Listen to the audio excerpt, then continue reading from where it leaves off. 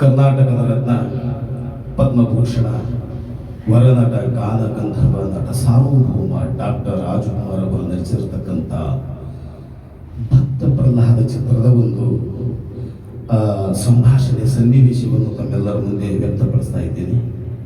ಅದು ವರವನ್ನು ಪಡೆದುಕೊಂಡಂಥ ಸನ್ನಿವೇಶ. ಅದರಲ್ಲಿ ಯಾವ ರೀತಿ ಅಣ್ಣವರು ಅಭಿನಯಿಸಿದ್ದಾರೆ, ಅದು ಹಿಮಾಲಯ ಪರ್ವತ, ಅದನ್ನು ಮುಟ್ಟಲಿಕ್ಕೆ ಯಾರಿಗೂ ಸಾಧ್ಯವಿಲ್ಲ. ಆದಷ್ಟು ಪ್ರಯತ್ನ ಅಷ್ಟೇ. ಅವರ ಒಂದು ನೆನಪಿದೆ. ಆಹಾ, ಬ್ರಹ್ಮದೇವ ಭಕ್ತ ಪರಾಧೀನ, ಇಂದು ಈ ನಿನ್ನ ಮೊಮ್ಮಗನಲ್ಲಿ ದಯಾ ಬಂದಿದೆ.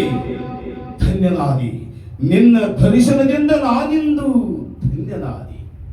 ಹಿರಣ್ಯಕಶಿಪು, ನಿನ್ನ ಅಪೇಕ್ಷೆ ಏನು? ದೇವ, ನನ್ನ ಅಪೇಕ್ಷೆ ಹಗಲಲ್ಲಿ ಆಗಲಿ ರಾತ್ರಿಯಲ್ಲಾಗಲಿ, ಭೂಮಿಯಲ್ಲಾಗಲಿ ಆಕಾಶದಲ್ಲಾಗಲಿ, ಮನೆಯ ಒಳಗಾಗಲಿ ಹೊರಗಾಗಲಿ, ಪಶು ಪಕ್ಷಿ ಪ್ರಾಣಿ ಮೃಗಾದಿಗಳಿಂದಾಗಲಿ, ಕ್ರಿಮಿ ಕೀಟ ಸರ್ಪಗಳಿಂದಾಗಲಿ, ಶಸ್ತ್ರಗಳಿಂದಾಗಲಿ, ಅಸ್ತ್ರಗಳಿಂದಾಗಲಿ, ಸುರ ನರ ಯಕ್ಷ ರಾಕ್ಷಸ ಗಂಧರ್ವ ಕಿನ್ನರು ಕಿಂಪುರುಷರಾದಿಯಾಗಿ ನೀ ಸೃಷ್ಟಿಸತಕ್ಕ ಯಾವುದೇ ಜೀವಿಯಿಂದಾಗಲಿ ನನಗೆ ಮರಣ ಬಾರದಂತೆ ಅಂತರಿಸಬೇಕು. ತಥಾಸ್ತು. ಧನ್ಯೋಸ್ಮಿ.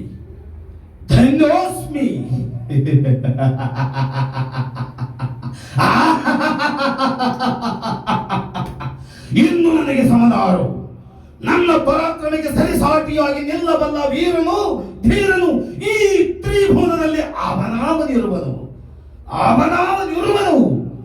ಏ ಹರಿ, ಧನ್ಯವಾದಗಳು.